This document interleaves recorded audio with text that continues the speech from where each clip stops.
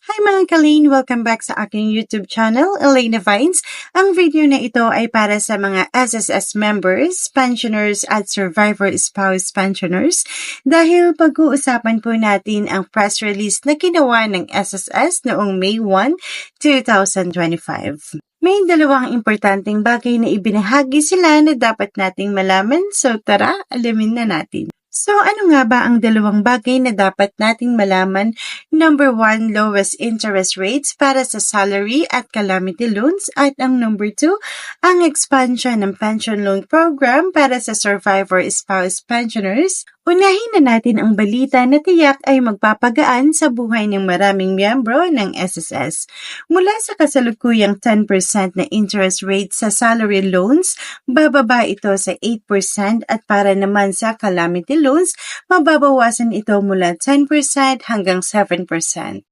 Para mas klaro, halimbawa, kung kumuha ka ng 20,000 pesos na salary loan, dati ay magbabayad ka ng 2,000 pesos na interest rate kung saan ito ay 10%.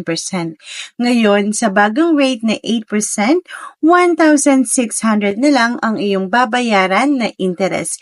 Ibig sabihin, mas mababa ang monthly amortization mo at mas malaki ang makukuha mong cash.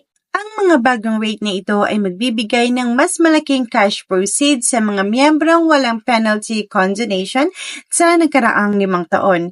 Ibig sabihin, kung malinis ang credit history mo, ikaw na ang makikinabang. At huwag kalimutan, target ng SSS na ipatupad ito sa Hulyo 2025. At ang pangalawang balita, expansion of pension loan program for surviving spouse.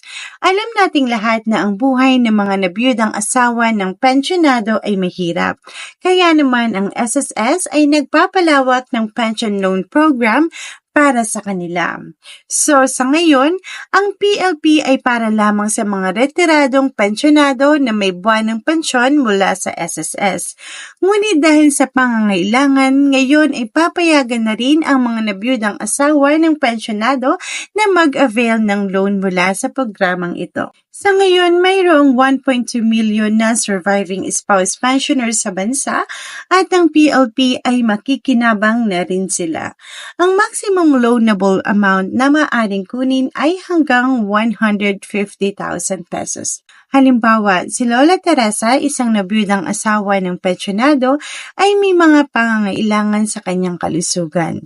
Ngayon, maaari na siyang humiram ng hanggang 150,000 pesos mula sa pension loan program na ito. Pero tandaan, ang loanable amount ay depende rin yan sa monthly pension mo. At para mas protektado pa sila, ang PLP ay sakop ng credit life insurance, kaya kung mangyari man na pumanaw ang borrower bago matapos ang loan term, ang natitirang balance ay babayaran na ng insurance. Ang expansion ng pension loan para sa mga nabiyudang asawa ay target ipatupad sa September 2025.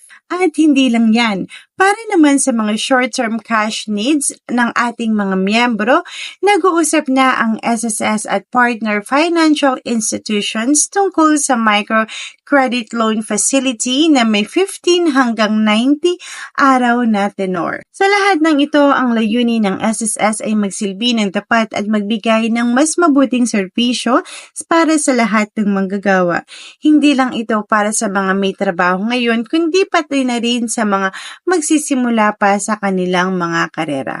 Ngunit bago tayo magtapos, isang mahalagang paalala mga Kalane, lahat ng mga benepisyo na ito ay may mga kondisyon.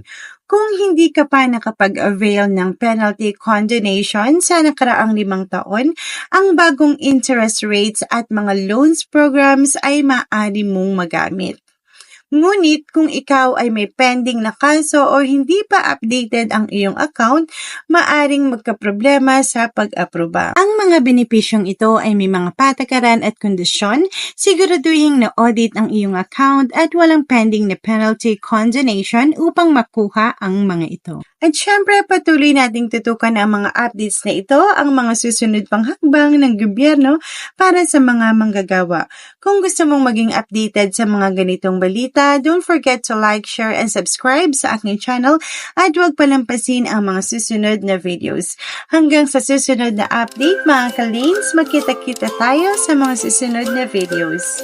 Salamat sa panonood, stay safe and keep thriving mga